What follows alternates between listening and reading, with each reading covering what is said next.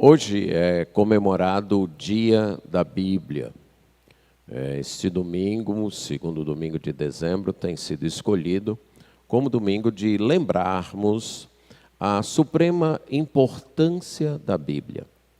E esta importância reside no fato de que ela é a Palavra de Deus. Podemos dizer que a razão maior de todos os problemas, de todos os conflitos, que a mãe de todas as guerras, a origem de todos os desafios, está baseado na resposta a esta pergunta. Vamos confiar nela, a Bíblia, a Palavra de Deus, ou vamos confiar em outras palavras? Desde o princípio da história da humanidade, lá no Jardim do Éden, até a última batalha que ocorrerá nessa história, a batalha de Gog e Magog, descrita em Apocalipse capítulo 20, que é isso que está em jogo. Vamos confiar nas outras mensagens ou vamos confiar na Palavra de Deus? Esta decisão, cada um de nós tem que tomar dia após dia. Sempre que fazemos escolhas, nós estamos decidindo entre obedecer a Bíblia, obedecer a Palavra de Deus ou obedecer outras mensagens. Ouvir a voz de Deus ou ouvir outras vozes. É a maior decisão da vida e a decisão que determina todas as outras decisões. Em quem você vai confiar? Você vai confiar nos seus próprios recursos, nas suas próprias ideias, nos seus próprios conselhos, nos conselhos de outras pessoas, nos conselhos da sociedade, nos recursos do mundo? Ou vai confiar na Palavra de Deus? Todas as outras decisões da vida dependem desta decisão maior. E o não confiar em Deus, o rejeitar a confiança em Deus, trará juízo e prejuízos à sua vida. Quando você desiste ou rejeita confiar em Deus para confiar em outros ou em você mesmo, você terá o juízo e, antes disso, vários prejuízos em sua vida. Quando deixamos de confiar no Senhor para confiar em outros ou em nossos próprios recursos, tanto nós como estes recursos sofrerão o juízo de Deus. Esta verdade que estou enfatizando está declarada e ilustrada no texto de Isaías que nós vamos ver hoje à noite. Isaías 17, 1 a 11. E em duas situações que eu estarei mostrando dentro do texto. Estamos estudando o livro de Isaías. Chegamos agora à 27ª mensagem neste livro. O livro de Isaías contém as profecias deste mesmo profeta, do profeta Isaías, que ele esteve profetizando entre os anos 740 a 686 a.C. Então, durante um período aí de 54 anos, Isaías foi usado por Deus para, em Jerusalém, na cidade de Jerusalém, trazer a palavra de Deus, ser o porta-voz de Deus. Na Bíblia, a palavra profeta significa isso, um porta-voz. Alguém que proclama uma mensagem que não é sua. Alguém que proclama uma palavra que não é sua, mas que recebeu diretamente de Deus. Não foi uma palavra intermediada por um livro, como nós estamos pregando hoje. Estamos pregando hoje uma palavra mediada pela Bíblia, por um livro. Um profeta não. Ele recebia diretamente de Deus. Deus lhe falava através de visões, através de um falar audível. Deus se comunicava com ele e ele tinha a responsabilidade de proclamar, de ser a boca de Deus. É inclusive uma expressão usada para o profeta, a boca de Deus, porque ele falava as palavras de Deus. Então, durante 54 anos, Isaías foi este porta-voz de Deus, junto com outros que ministraram na mesma época, não durante tanto tempo quanto ele, mas ministraram na mesma época. Miqueias, Oséias, foram profetas contemporâneos de Isaías. Depois de concluído o seu ministério profético, Isaías tinha um grupo de discípulos, de alunos, de pessoas que confiaram. A maioria do seu povo rejeitou a sua mensagem, rejeitou a sua profecia. Mas houve um grupo de pessoas fiéis que confiaram, que acreditaram, inclusive sua família, sua esposa, seus filhos, e eles então coletaram estas profecias, liderados por Isaías, e coordenaram na forma como aparece no livro que nós temos hoje, seguindo inclusive uma ordem dada pelo próprio profeta, seguindo um esquema dado pelo próprio profeta, com duas grandes partes, capítulo 1 até capítulo 39, nas nossas versões é a primeira grande parte, e capítulo 40 a 66 é a segunda grande parte. Nessa primeira grande parte, o foco de Isaías é dizer, nós devemos, vocês, falando para o povo de Deus, devem confiar única e exclusivamente em Deus. Vocês não devem confiar nas nações, nos poderes deste mundo, fazer aliança com outras nações. Vocês devem depender exclusivamente de Deus. E nessa primeira parte, então, tem outras seções, né? Nós já vimos de 1 a 12, onde a primeira crise, o primeiro problema que é com o rei Acaz. Então, nessa parte, nós temos de 1 a 6, que são profecias que lançam os vários temas, concluindo com o chamado de Isaías. Depois as profecias do período da crise, Ciro Efraimita, que nós vamos falar daqui a pouco. E então a outra parte, que é a que nós estamos agora, dos capítulos 13 até 23, que são profecias contra as nações do entorno ali de Judá, as nações, as potências da época, e o objetivo desta sessão é exatamente mostrar que o juízo de Deus virá sobre estas nações. Por isso, não se pode confiar nelas, porque elas são instrumentos de Deus, Deus as está utilizando para cumprir seus propósitos na história do mundo, mas por serem desobedientes, elas estão sob juízo de Deus. Esta sessão, ou o texto de hoje, melhor dizendo, foi profetizado entre 735 a 732, então mais ou menos 5 a 7 anos depois que Isaías começou o seu ministério. São profecias daquele primeiro período, do período que eu mencionei aqui, da chamada crise Ciro-Efraimita. O que foi essa crise? O povo de Judá, com capital em Jerusalém, tinha um rei, o rei Acaz.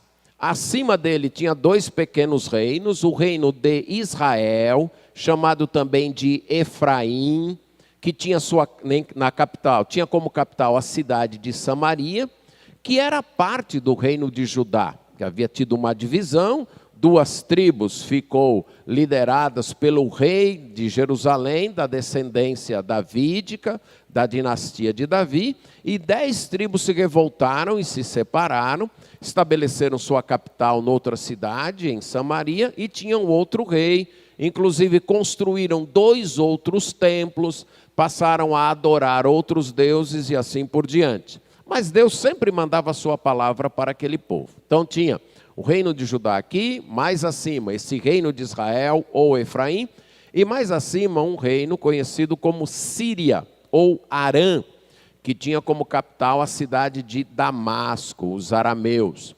E eles eram aparentados também do povo de Judá. Lembra que Rebeca, Raquel e Lia, Rebeca, esposa de Isaac, Raquel e Lia, esposas de Jacó, aqueles patriarcas que deram origem a Israel e a Judá, estas mulheres eram lá dos arameus, elas vieram daquele povo. Então eles tinham, de muito distante, um certo laço de parentesco.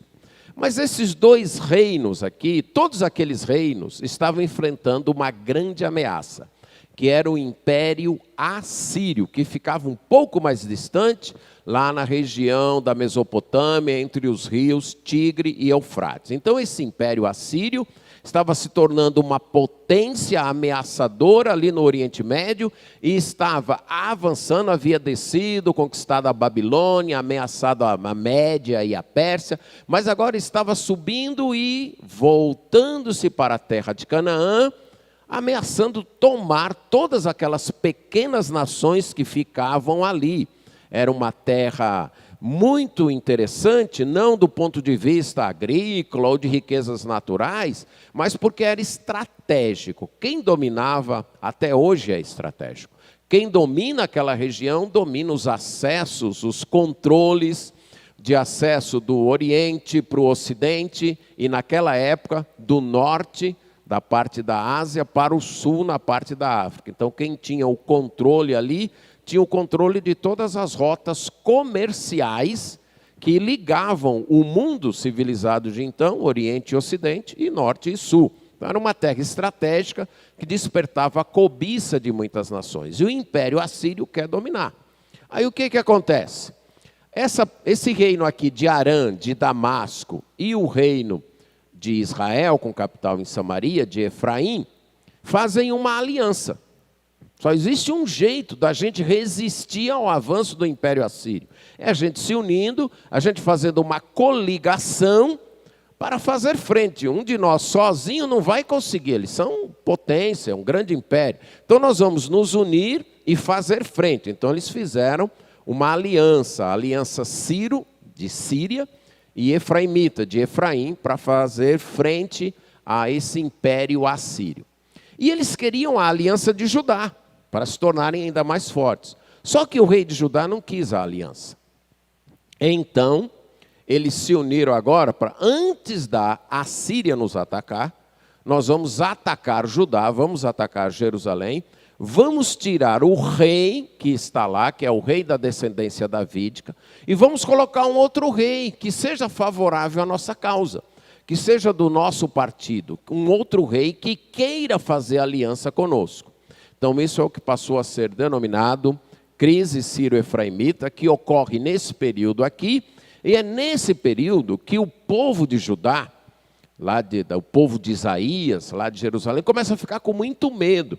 Se você lembra do capítulo 7, diz que o coração do rei Acaz e dos outros moradores ficaram tremendo como tremem as folhas quando dá uma ventania no bosque. Eles ficaram com muito medo.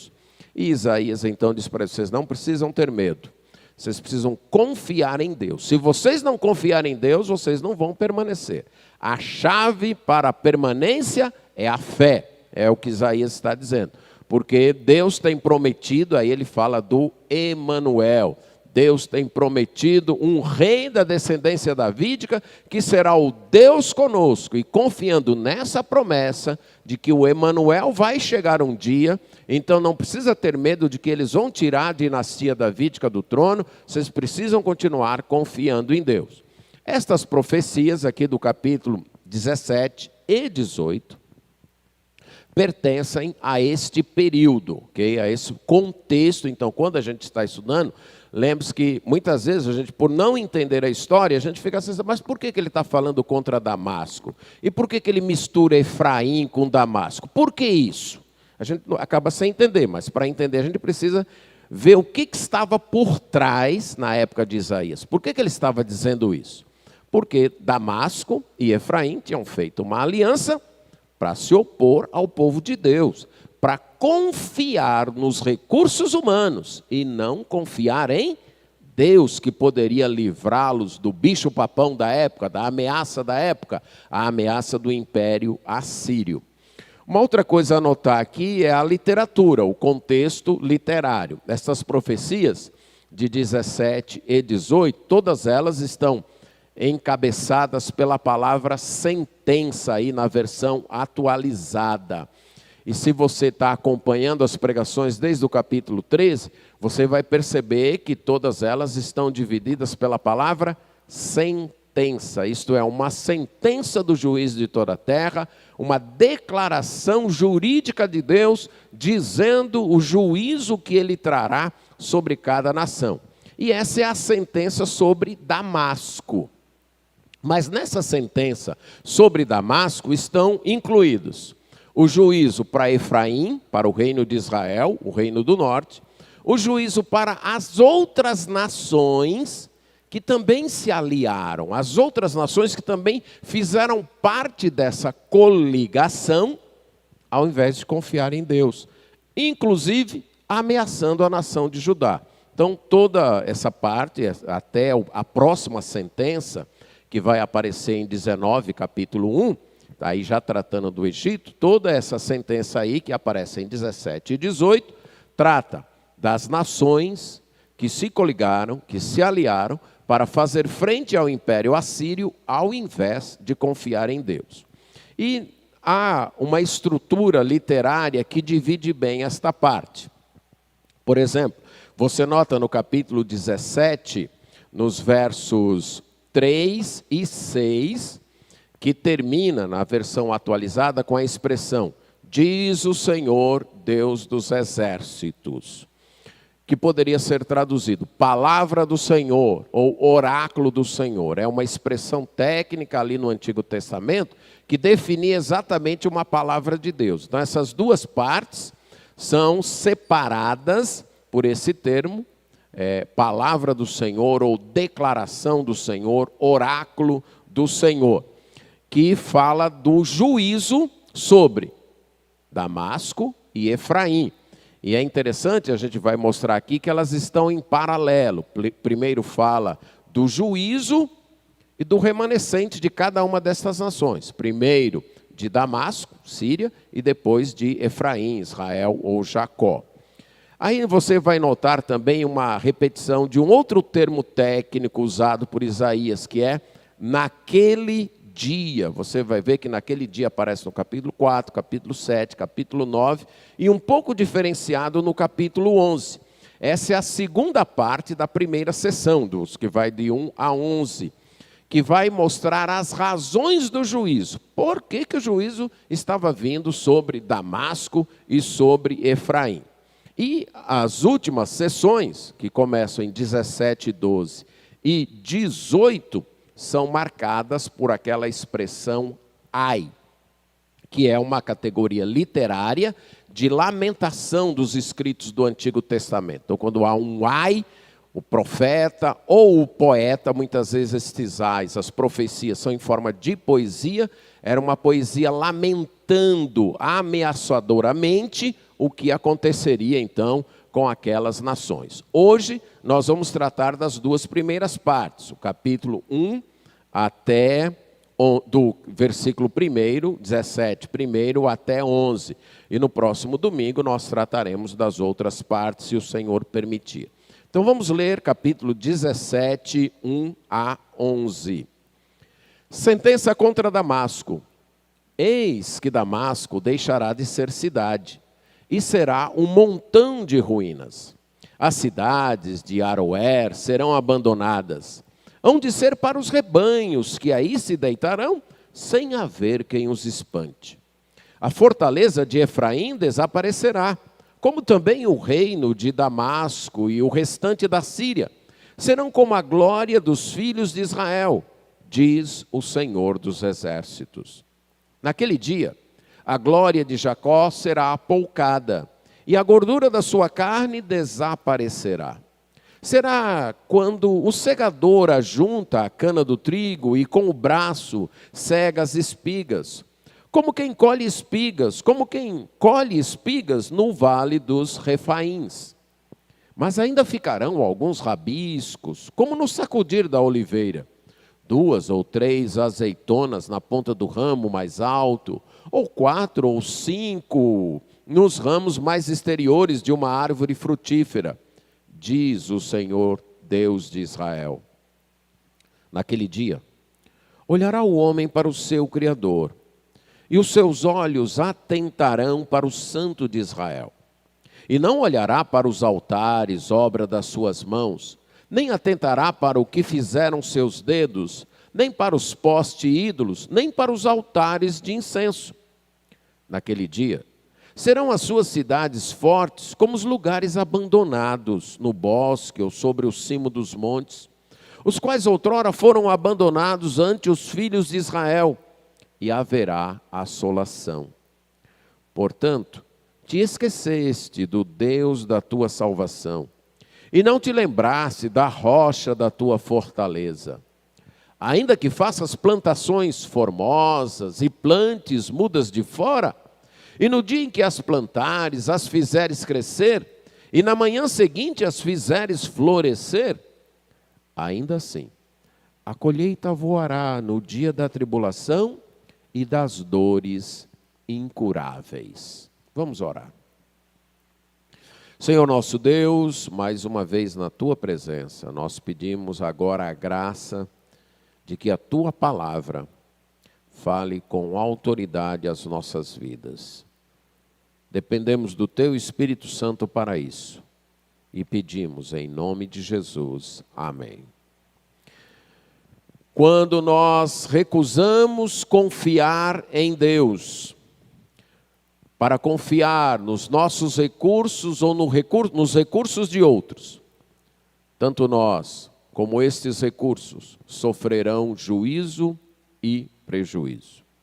Como eu disse, esta verdade é expressa, explanada e ilustrada em 2 situações. A primeira delas, dos versículos 1 a 6 aqui, mostra que a palavra de Deus anuncia o juízo e prejuízo contra aqueles que deixaram de confiar nele para confiar em outros. No caso, a nação de Israel, ou o reino do norte, o reino de Efraim, que deixou de confiar em Deus para confiar em Damasco. E então, a sentença primeiro vem contra o objeto da confiança, a nação ou a cidade de Damasco. Damasco era a capital do reino da Síria, ou do reino de Arã. Era onde ficava o centro de governo daquela nação.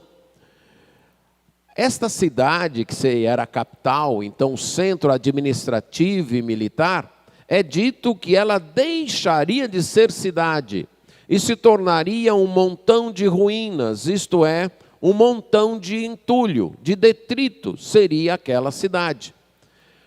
Israel, o reino que vinha a seguir, o reino de Efraim ou Jacó, que tinha capital em Samaria, estava confiando nesta nação, na nação de Damasco, para poder impedir que o império da Assíria os invadisse. É por isso que Isaías está falando uma profecia contra Damasco para o povo de Deus. Está dizendo, olha, vocês confiaram nessa nação que está acima de vocês, para que ela fosse uma espécie de nação tampão, que impedisse a Assíria de chegar até vocês. Pois deixa eu dizer para vocês uma coisa. A capital daquela nação vai se tornar um montão de ruínas. Vai deixar de ser cidade. Eu vou destruir aquela cidade. E as outras cidades ali em volta, as cidades de Aroer, uma região mais ao sul de Damasco, seriam abandonadas. Não vai ter ninguém lá para fazer frente a esse exército da Assíria. Sabe o que vai ser lá? Lá vai ser um lugar onde os rebanhos vão poder, depois de pastar, se deitar para ruminar. Não vai ter gente lá. Os rebanhos vão poder se deitar tranquilos e lá ficar. O que Efraim, isto é, o povo de Israel, acreditava ser a sua fortaleza, o seu muro de proteção iria desaparecer. Porque o governo, o reino de Damasco, a realeza de Damasco e todo o restante ali de Arã, da Síria, seria destruído. A glória deles se tornaria exatamente como a glória de Israel, a nação que estava confiando neles. É isso que diz o Senhor dos Exércitos, que o remanescente, o que sobrasse, o restante, seria uma glória tão pequena como a seguir ele vai descrever a glória do povo de Israel. E esta era uma declaração do Senhor dos exércitos, isso é, daquele que domina todos os poderes do mundo, aquele que está acima de todo e qualquer poder neste mundo, o Senhor que domina tudo, o Senhor Todo-Poderoso. O instrumento que realizaria este juízo seria o império da Assíria. Mas o mandante seria Deus, o Senhor dos Exércitos, o Senhor Todo-Poderoso, o Senhor acima de tudo e de todos. Então, para você entender, o reino de Israel, que deveria confiar em Deus, estava confiando em Damasco, para lhe proteger da ameaça da Assíria. Aí Deus diz, pois eu vou acabar com Damasco. Essa é uma das ações de Deus. Quando a gente, ao invés de confiar em Deus, colocamos a nossa confiança em outra pessoa ou coisa, um dos juízos de Deus é destruir aquilo no qual nós colocamos a nossa confiança. É o que ele está fazendo aqui. Vocês estão confiando em Damasco? Vocês estão acreditando que Damasco é a fortaleza de vocês? É o muro que vai proteger vocês? É a muralha que vai impedir a Assíria de atacar vocês? Pois olha o que vai acontecer lá com Damasco e as cidades e a região lá de Arã. Vou destruir tudo. Vai ficar apenas um restante que será igual à glória de vocês. Eu vou destruir em quem vocês confiam. E vou também trazer o meu juízo sobre vocês que confiam nisso. E essa é a próxima agora, a próxima estrofe, que é dos versos 4 a 6. Naquele dia, a glória de Jacó, e lembra Jacó, era o outro nome para Israel, o pai, a patriarca daquela nação.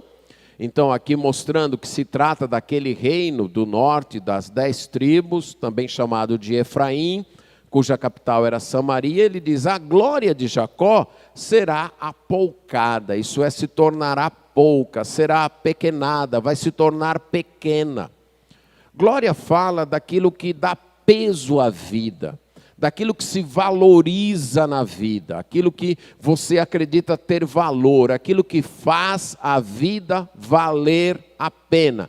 Isto é a nossa glória. Tudo aquilo que você valoriza acima das outras coisas, que você concede valor, aquilo é a sua glória. Se tirar aquilo, é como se a sua vida acabasse, como se a sua vida perdesse o brilho. Então pense em alguma coisa que você estima muito, que você dá muito valor, que se aquilo for retirado, é como se sua vida perdesse o brilho, perdesse a razão, perdesse o motivo. Pronto, isso é a glória. Quando a Bíblia fala de glória, ela fala disso. Glória é aquilo então que nos impulsiona para a vida, que faz o nosso coração bater de alegria, que nos faz acordar toda manhã para trabalhar com alegria, para viver com alegria. Aquele valor que a gente tem, que se tirarem aquilo, pronto, a vida acabou para mim. Isso é a glória. Então aqui diz que aquilo no qual o povo de Israel se gloriava, valorizava, estimava, que seria reduzida, apoucada. E aí ele vai usar algumas ilustrações. Uma delas é a da gordura da sua carne desaparecerá. E aqui você tem que lembrar que o contexto cultural é outro, certo? O contexto cultural é outro. Não havia tanta fartura de alimentação. A maioria das pessoas trabalhava na roça. E aí você imagina alguém que não tem tanta fartura de alimentação e trabalha na roça, que não é alguém assim de um corpo muito forte, vamos usar essa palavra. De modo que as pessoas que eram muito fortes, muito gordas, eram consideradas pessoas saudáveis naquela época. Pessoas, se elas tinham toda aquela gordura, é porque elas tinham muita comida, elas podiam comer muito e comer bem. Então, há essa cultura. Ainda hoje há em outros países, em alguns países da África, a gente escuta de missionários, que lá gente forte é gente, esse daí tem saúde, certo? Na nossa cultura, a coisa é um pouco diferente, né? Mas lá não. Então, quando a Bíblia usa essa linguagem, faça essa transposição cultural. Naquela época, alguém tanto gordo era considerado uma pessoa saudável, próspera, que tinha muito dinheiro para comprar muita comida e nem precisava trabalhar tanto. Então, Isaías está usando essa linguagem. Ele diz, pois Israel, que é uma nação gorda, deixa eu dizer uma coisa, pois vai emagrecer, sem querer vai fazer regime, vai definhar. E a palavra é um definhar, não por regime, como a gente faz voluntariamente, mas definhar por doença. O meu juízo vai chegar, e isso que eles valorizam, isso que eles acham que é de muita coisa, que eles estimam muito, isso aí vai acabar, eu vou tornar pequeno, eu vou tornar pouco. E eles vão definhar, vão se tornar como uma pessoa que emagrece por doença, que emagrece porque definha, que começa a definhar. É isso que vai acontecer com ele. Essa é a primeira imagem, a primeira ilustração que ele usa. A outra é da colheita, é de uma roça, no verso 5. Aí ele diz, imagine aí uma plantação.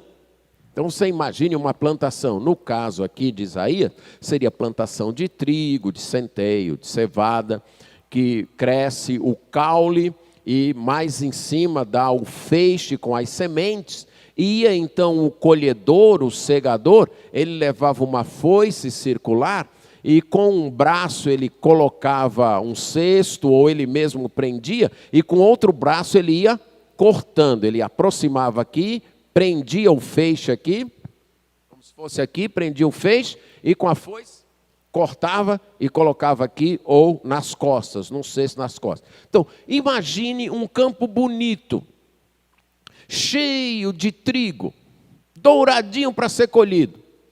Agora imagine esse campo depois que ele foi ceifado, depois que ele foi colhido. O que ficou? Restolho. Aí ele diz, é assim que a nação de Israel vai ficar. Como uma roça depois de colhida. A gente pode imaginar aqui uma roça aqui na nossa região de milho, que foi deixada, plantada, ficou o milho verde, depois secou, aí veio a colheita. Aí entrou e foram tirando, e não sobrou mais nada. Essa é a segunda imagem que ele dá. É assim que vai ficar. E para enfatizar, ele diz, será como quando o segador ajunta a cana, isso é o caule do trigo, ele corta e coloca dentro do cesto, né, com o braço secando lá as espigas, os feixes. E havia em Israel, naquela nação, a prática do respigar. O que era o respigar? Então vamos ilustrar com a gente. Vamos supor que você tivesse uma roça de milho. Você plantou sua roça, você plantou o milho cresceu, secou, amadureceu e você colheu. Você não podia colher todas as espigas de um pé. Você tinha que deixar uma ou duas espigas lá no pé. Era a ordem de Deus. Você colhia, deixava uma ou duas. Por quê?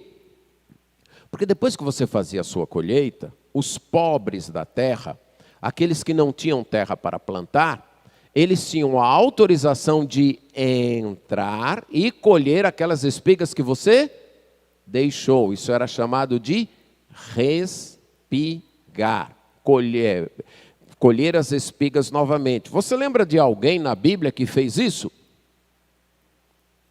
Quem? Ruth, ela fez isso, né? Ela entrou lá na roça de Boaz e ela estava respigando. Respigar é colher o que sobra, pronto. Respigar é colher a sobra, então era para os pobres. Aí o autor está dizendo, agora imagine, tem lá sua roça de milho, se fosse hoje, Você fez a colheita com seus trabalhadores e eles deixaram uma ou duas. Aí vieram os pobres, os respigadores, e aí eles levaram. Ficou o quê? Quase nada, é o que ele está dizendo, é o que vai acontecer com Israel. Já que eles deixaram de confiar em mim, para confiar em Damasco, eu vou destruir Damasco e depois eu vou destruir eles. Vou deixá-los aí como uma pessoa gorda que emagreceu de doença, ou como uma roça que foi toda colhida e não ficou quase nada. Mas eu ainda vou deixar alguma coisa. E lembra que essa é uma tônica de Isaías, o remanescente.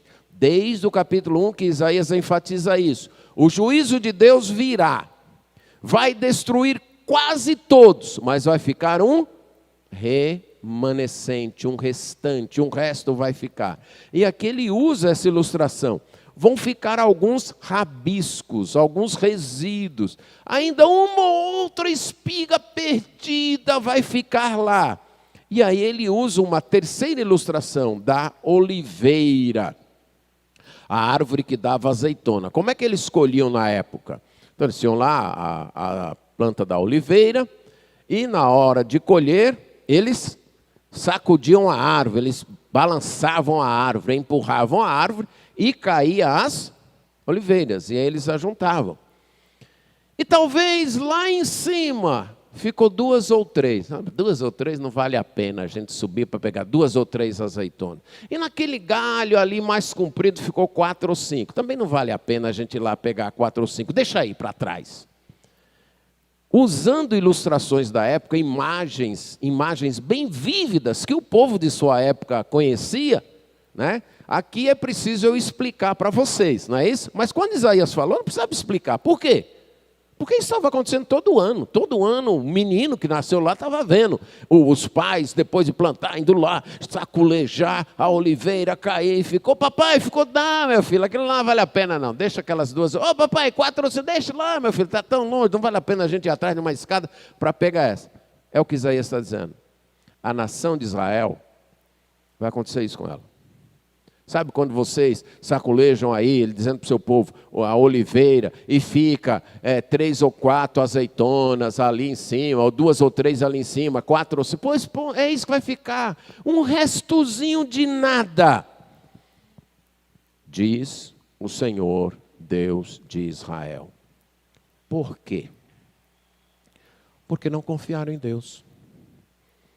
Decidiram confiar em outras nações. Deus puniu Israel, porque Israel deixou de confiar nele, para confiar numa aliança, num acordo com uma outra nação. No caso, a nação de Damasco. Deus destruiu Damasco em 732. E 10 anos depois, 722, destruiu o povo de Israel. Deixou alguns remanescentes, alguns rabiscos, algumas espigas na roça, algumas azeitonas lá em cima. Essa é a primeira situação. Quando a ameaça vem, quando o perigo chega, em quem você confia? A quem você se entrega? De quem você é dependente? É de Deus e sua palavra, ou você procura os poderes deste mundo? Você confia nos recursos deste mundo? Você se apoia nas coisas desta vida? Onde está a sua confiança? No que você confia para se manter? É na palavra do governo? É na palavra do seu chefe? É no seu emprego? É no seu negócio? É no seu comércio? Ou é em Deus? Em quem você confia quando a crise chega? Em quem você confia quando as ameaças chegam? Em quem você confia quando o medo bate na porta? Qual é a sua base de confiança? É Deus ou outros recursos humanos? Se for outros recursos humanos, o modo de Deus agir é destruindo o recurso no qual você confia e depois destruindo você. Foi isso que ele fez com Israel. Destruiu a confiança, Damasco, e depois veio para Israel. Quando deixamos de confiar em Deus para confiar em outros, teremos o juízo e os prejuízos da parte de Deus. Veja que como é sério. Quando eu deixo de confiar em Deus para confiar em outra coisa, eu coloco em risco a minha vida e aquilo no qual eu estou confiando. É o que Deus está falando para Israel. Eu vou destruir Damasco e vou destruir vocês. A segunda parte começa agora, que mostra que quando deixamos de confiar em Deus, quando abandonamos a Ele e confiamos em nós mesmos, na primeira confiando em outros, aqui em nós mesmos, nas obras das nossas mãos, teremos também o juízo e o prejuízo de Deus. A primeira parte até versículo 6, quando confiamos em outros, teremos o juízo e o prejuízo de Deus. Agora de versículo 7 a 11, quando confiamos em nós mesmos, nos recursos que nós temos, na nossa capacidade, nas obras das nossas mãos, nós também teremos o juízo e o prejuízo de Deus. Veja aí que aparece pela segunda vez a expressão, verso 7 agora, naquele dia. Sempre você vai ver, em algumas vezes, ou muitas vezes eu devo dizer, no livro de Isaías você vai ver a expressão naquele dia ou no dia. É uma expressão técnica para dia do Senhor. E o que é dia do Senhor? Dia do Senhor é aquele tempo, não é um dia de 24 horas, mas é o tempo quando Deus visitará o mundo para colocar a casa em ordem. Onde Deus vai colocar cada coisa no seu devido lugar. O que é o mundo hoje? O mundo hoje é um lugar de justiça? É? É um lugar onde o bem sempre vence? É esse o mundo hoje? É isso? É um lugar onde o mal sempre perde? Hoje nem nos filmes mais e romances o mal sempre perde, não é isso?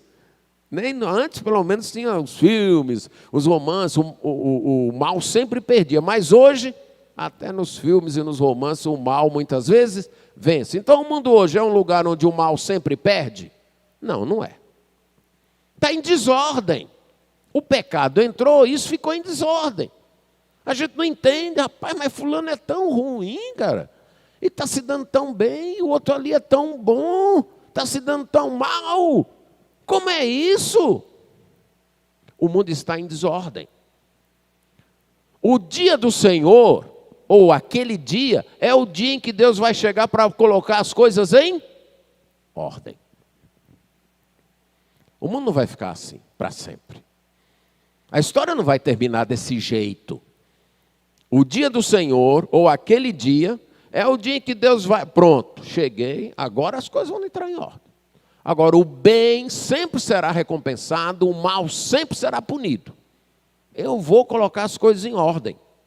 Então, a expressão dia do Senhor, ou naquele dia, refere-se ao tempo, especialmente do juízo final, do tempo final de juízo, começando com a tribulação, em que Deus vai conduzir a história para que a justiça prevaleça, para que a verdade sempre vença, para que a injustiça acabe, para que o erro seja derrotado. É aquele período quando os propósitos de Deus serão completados e cumpridos na história do mundo. É aquele período quando toda revolta e todo pecado e desobediência a Deus será punido. Agora, esse tempo é prenunciado, é pressagiado nos juízos temporais. É como se Deus dissesse: olha, eu vou chegar e eu vou acertar as coisas aí, não brinquem comigo não. Só que para despertar a gente, ele mandasse algumas punições antecipadas, juízos antecipados. E esses juízos antecipados são avisos que prenunciam, que pressagiam, que alertam para esse dia do Senhor, para esse juízo final. Então, em algumas vezes, quando Deus anuncia um juízo temporal, um juízo no tempo, como é o caso aqui, o juízo para Damasco e o juízo para Israel, um juízo no tempo, que inclusive já se cumpriu. 732 a.C. e 722 a.C. Já foram cumpridos. Mas aqueles juízos previam, prenunciavam, pressagiavam um outro juízo, maior, e não só sobre Damasco e Israel, mas sobre todo o mundo. Sobre todo o mundo em revolta contra Deus. É por isso que é utilizada a expressão naquele dia, ou dia do Senhor.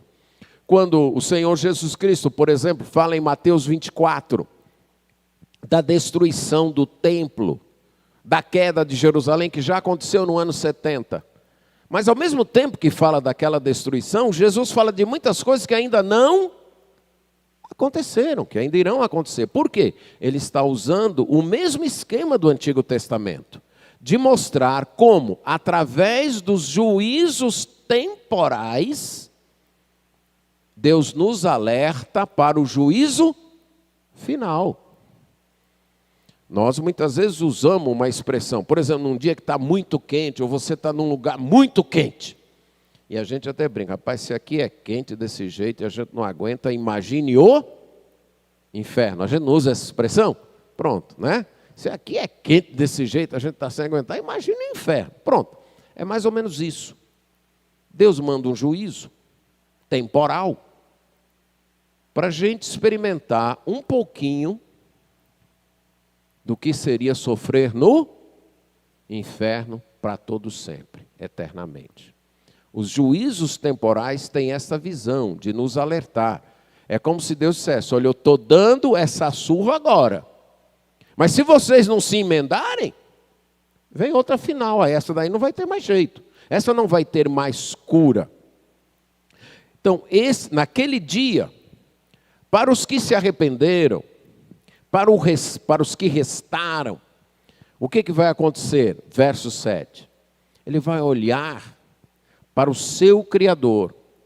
Os seus olhos vão atentar para o Santo de Israel. E não olhará para os altares, obras de suas mãos.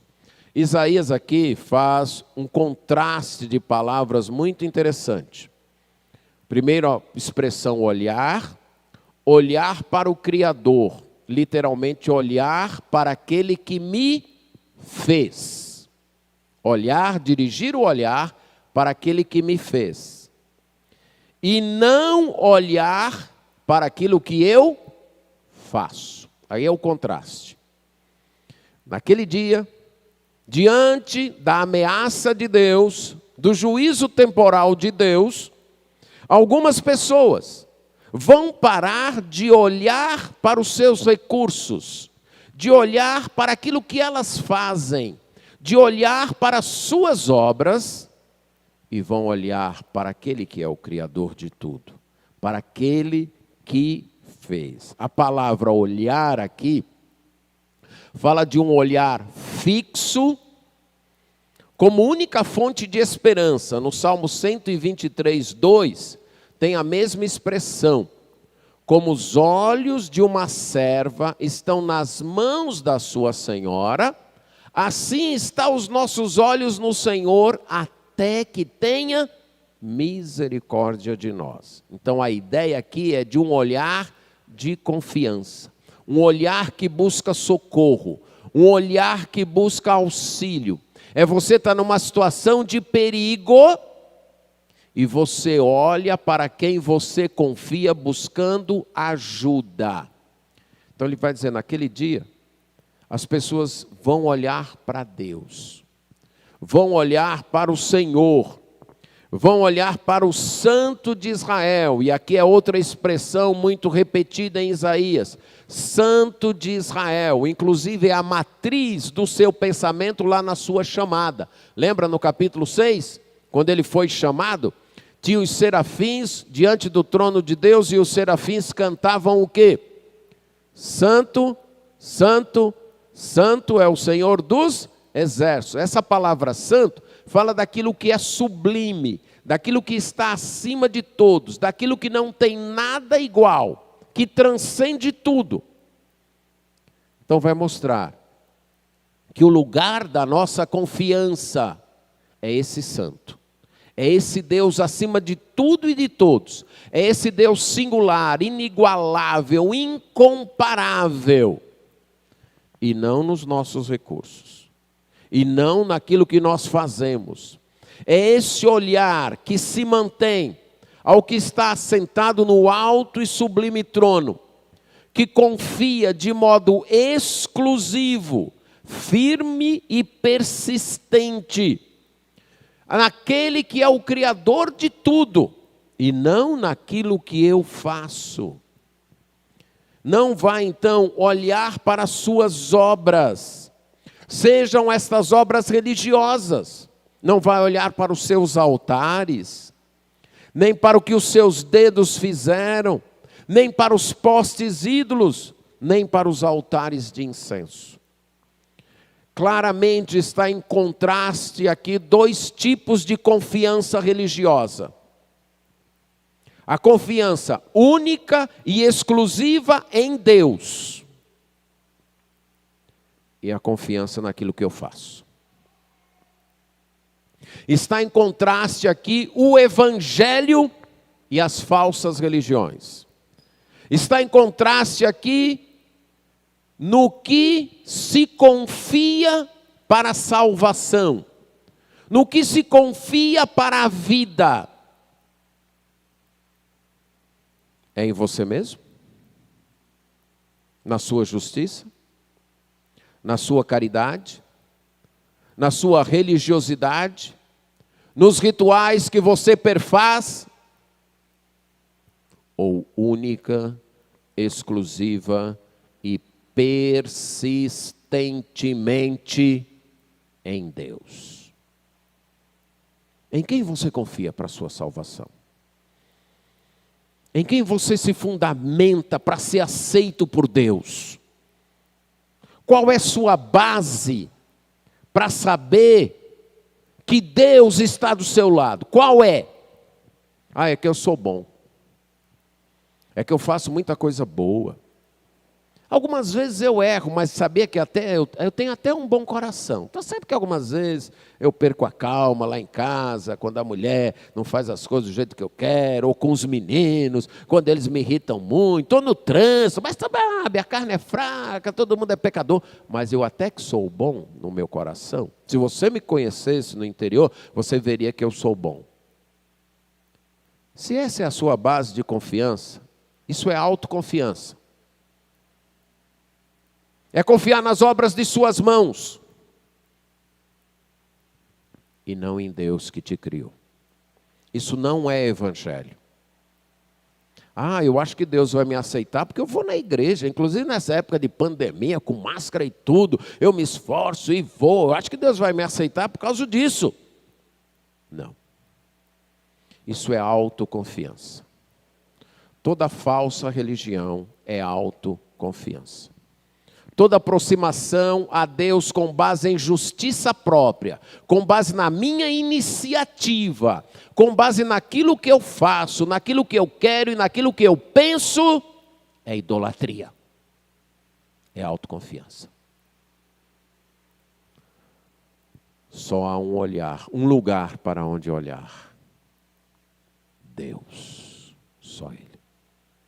A iniciativa é dele. Foi Ele que enviou o seu Filho dos céus, que viveu aqui e lá na cruz morreu pagando o preço dos nossos pecados. E ele ressuscitou esse filho e o levou de volta lá no céu para interceder por nós.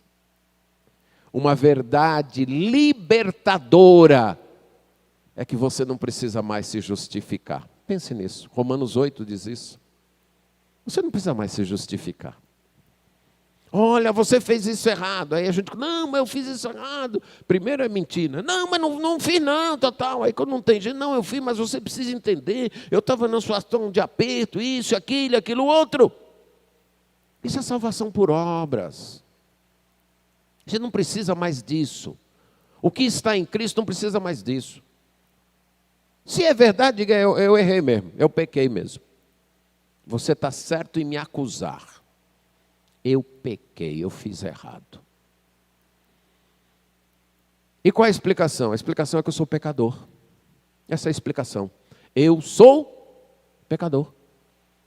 Como o apóstolo Paulo diz em Romanos 7, em mim não habita bem nenhum. E aí? E aí é que em Cristo Deus já me justificou. Eu não preciso mais me justificar. Eu já fui justificado.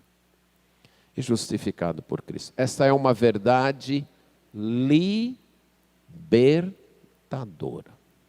Se existe uma verdade que resolve conflitos entre casais, conflitos entre pai e filhos, acusações, é esta verdade. Que está lá em Romanos 7. Quem me condenará? O que ele responde? É Cristo. Quem morreu, ou antes quem ressuscitou, o qual está à direita de Deus e também intercede por nós. É Deus quem nos justifica.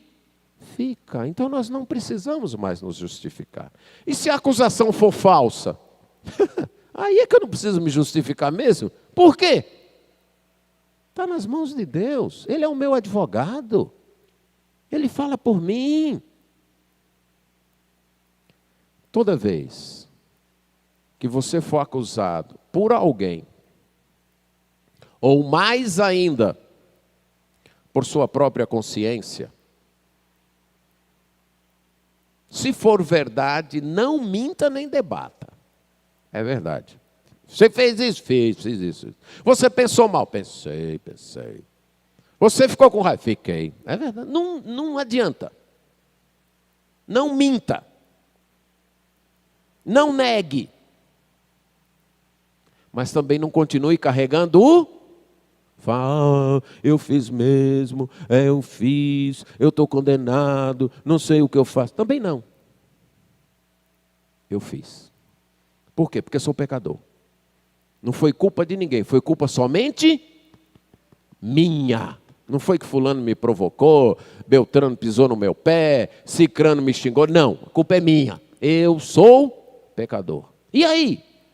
E aí é que lá na cruz, Cristo pagou por esse pecado. Deus enviou o Filho dele para pagar pelo meu pecado. Está pago. Jesus me justificou. Mas eu não acredito nisso. Agora aí já é problema seu. Eu acredito. Eu acredito que em Cristo eu fui justificado. Isso não é autoconfiança, mas é exatamente confiança em Deus, naquele que fez isso, naquele que nos justificou. Então você não precisa estar brigando com ninguém, você não precisa estar tendo que provar nada para ninguém. Quem foi justificado em Cristo não tem o que provar, e não tem o que provar por duas razões. Primeiro é porque não tem mesmo. Eu tenho que provar que sou bom? Tenho. Por duas razões eu não tenho. Primeiro, qual é? É que eu não sou. Certo? Eu não sou. Pronto. O senhor é ruim. Sou mesmo.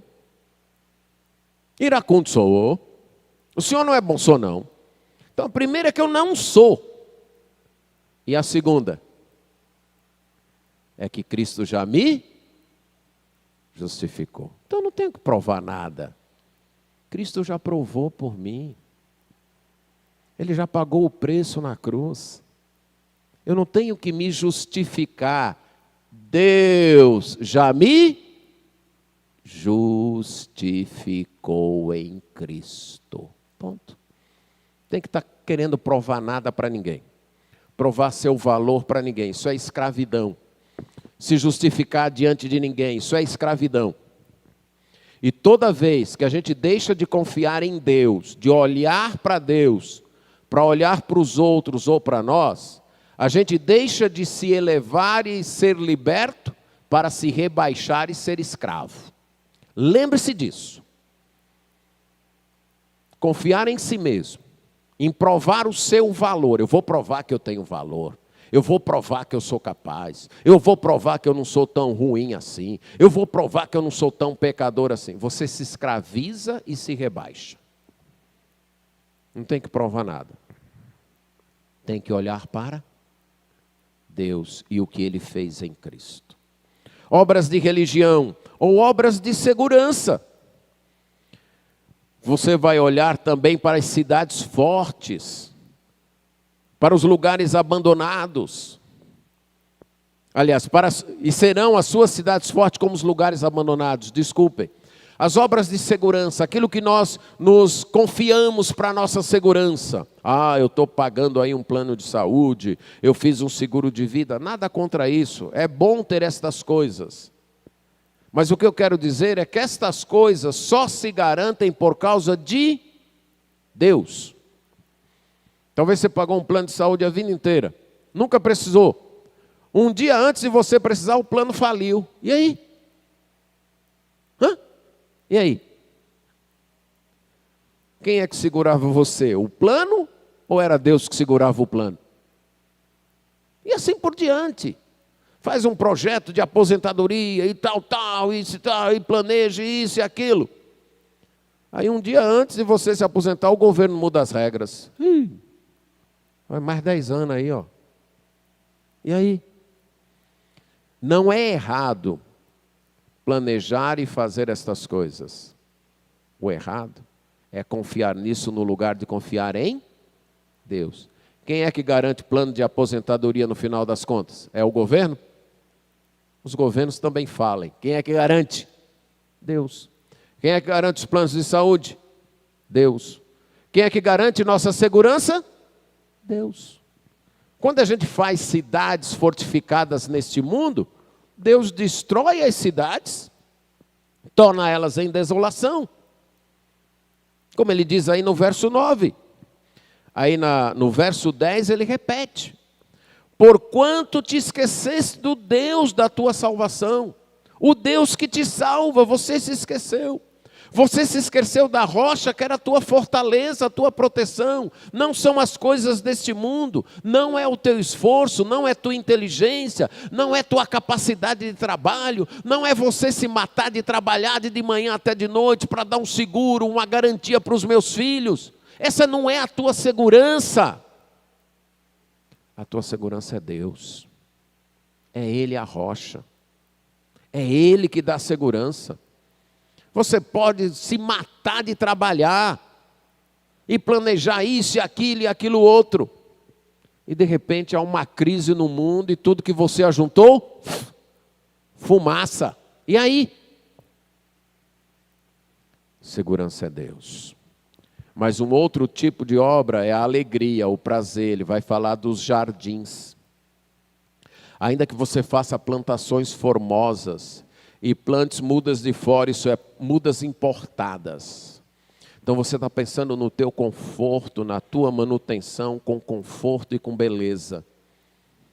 Mas no dia que você plantar, você vai fazer crescer. E na manhã seguinte você pode até fazer florescer. Mas o que vai acontecer com a colheita no dia da tribulação? Vai voar. Não vai ficar nada em sua mão.